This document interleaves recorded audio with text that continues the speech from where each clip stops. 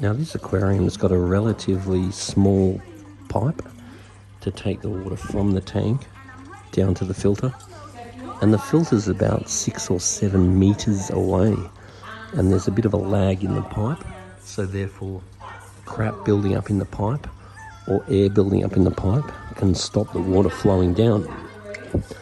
Now typically people try to put a whole lot of water through their filter because they think that the more water they put through the filter, the more efficient the filter's going to be.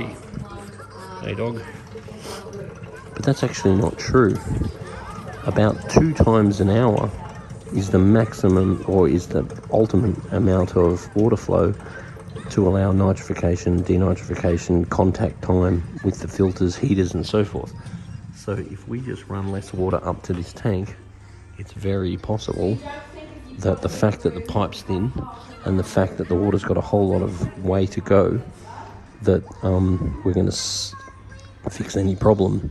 So the problem is that due to the amount of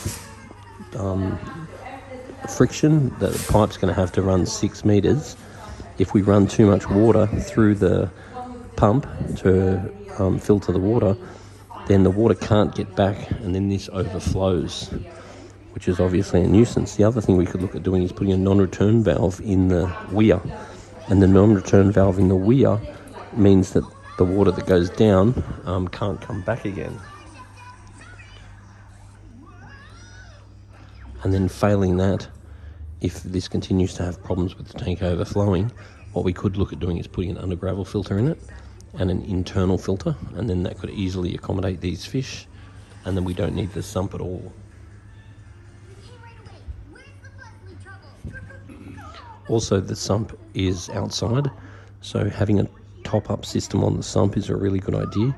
Because it's out of sight, out of mind, it's very easy for the sump to run dry, and then if the sump does run dry, the pump will stop working, and then because the pump will switch off, if we go changing to an older style pump like a AC pump, then that'll actually burn out.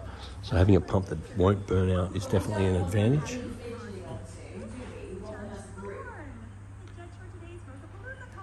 So also the pipe's got a very long run underneath it, so getting a plumber under there to saddle up the pipe to try and stop lag also might help.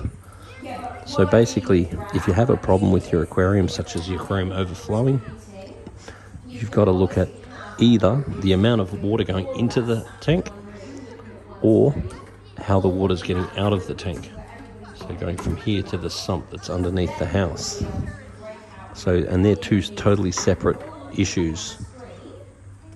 So you just got to go through a process of elimination and then work out where your issue is and try it. And then if that fixes your problem, you're all good.